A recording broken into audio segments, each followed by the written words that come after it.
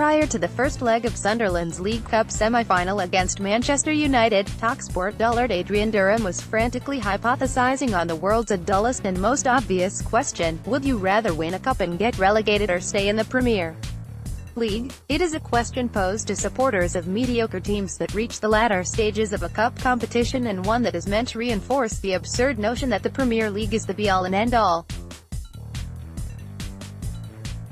While Durham continued to highlight the financial importance of top-flight status, he received a swift and correct rebuttal from a caller. "When I'm on my deathbed, I'm not going to tell my grandchildren about the year we finished 13th. Portsmouth supporters, much like their Wigan Athletic counterparts, will have heard this question countless times and delivered the same answer. Was it worth winning the FA Cup and playing AC Milan in the UEFA Cup and being subsequently sent crashing through the leagues, teetering on the brink of liquidation? Of course it was, I presume." The 2008 Cup win over Cardiff City will forever be enshrined into the hearts of Pompey fans, and even make the bodyings off York City, Bury and Newport County a little less irritable. As Sunderland begin to discover the delights of the lower leagues, our opposition will be able to sit us down and tell us all about it. They have battled their way back from the swamp of League Two, and now, under the stewardship of human teddy bear Kenny Jackett, they are making our task of steamrolling this division a little more difficult. A return to the Championship this campaign would be a major milestone in Pompey's rebirth. It would make all the recent suffering feel worth it, and distracts from the fact that their FA Cup winning manager is now more known for winning "I'm a celebrity, get me out of here." What's the ground like? Fratton Park falls into that bracket of proper football grounds that our dog goes on at you incessantly about. Akin to the likes of Selhurst Park, Goodison Park, and the majority of League One, Pompey's home since 1925 has all the hallmarks of the glory days of yesteryear. We're talking obstructing pillars, we're talking cramped concourses, and you better believe we're talking the seats simply bolted onto former terraces.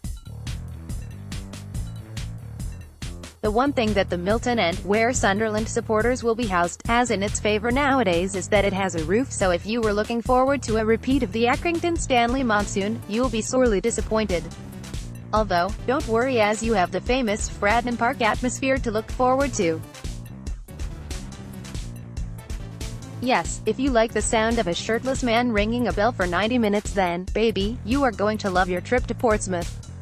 Honestly, how these were described as something as elegant as chimes is beyond this esteemed columnist's comprehension. How do I get there? It would only be fitting to end 2018 with one of the longest trips of the year, so drag your post-Black Eye Friday carcass out of bed and let's go to bloody Portsmouth. For those of you mad enough to drive down to the south coast, take the A1, M, and M1 down to Junction 15A at Northampton before exiting for the A43. Follow this all the way to Winchester before joining the M3 until Eastleigh, where you exit onto the M27 and follow the signs to Portsmouth. Ignore the turn-off for the town centre and continue onto the A27 and turn right at the junction for the A2030 towards Southsea, Fratton, and you will eventually find the ground. In terms of parking, your best bet is to find a lovely street where you can leave your pride and joy. If you plan on getting lost, punch PO48RA into your sat-nav. If you're an utter legend and are taking the train for this mammoth journey, the closest railway station to the ground is Fratton. Services are running from London Waterloo, but be aware that there is a strike affecting South Western Railway, so double-check before travelling. Here, I'll even give you the revised timetables right here. A Love Supreme buses leave the Stadium of Light at 6 AM with return fares priced at £45. Book your place here. Where can I get the sesh started? After an almost 6-hour journey, you may want to top up your Christmas cheer around the hostelries of Portsmouth.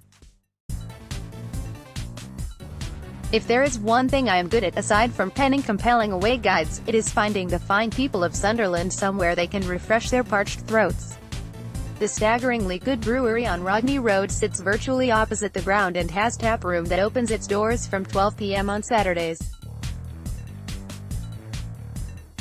Choose from their range of independently brewed beers such as the fantastically named Staggersaurus, the Reptile Rattler or the hefty 8.4% prize fighter of antiquity. A traditional haunt for away fans is the Good Companion on Eastern Road, while the Milton Arms on Milton Road is also a decent shout and just minutes from the turnstiles. If you have a little extra time on your hands, you can venture to the Red, White. Should you decide to have a few jars in the center of Portsmouth, then you have a range of options. One of these is the Cool as Shit One-Eye Dog on Elm Grove, which plays some class tunes to complement your lager. I'm staying OWA, is there OWT to do? It's Christmas time in Portsmouth. Where better to spend a festive weekend than on this shining diamond of the South Coast? If you like to feel all bloody Christmassy, then this Navy town has got you covered. Soothe your soul and take a step back into yesteryear with a Victorian Christmas at Fort Nelson. Join head cook Private Dobson in the kitchen as he prepares a festive feast fit for the soldiers of the garrison. Sling some mulled wine, try one of Mrs. Blenkinsop's mouth-watering mince pies and feel bloody jolly. Spend an hour or so falling ass over tit and leathering your body off a freezing floor at Ice Skate Portsmouth. Held outside the Guildhall Square, you can make a complete fool of yourself under the twinkling lights and spend all of Christmas Day in complete agony. On the plus side, you can enjoy a mulled wine or hot chocolate to soothe your aching bones.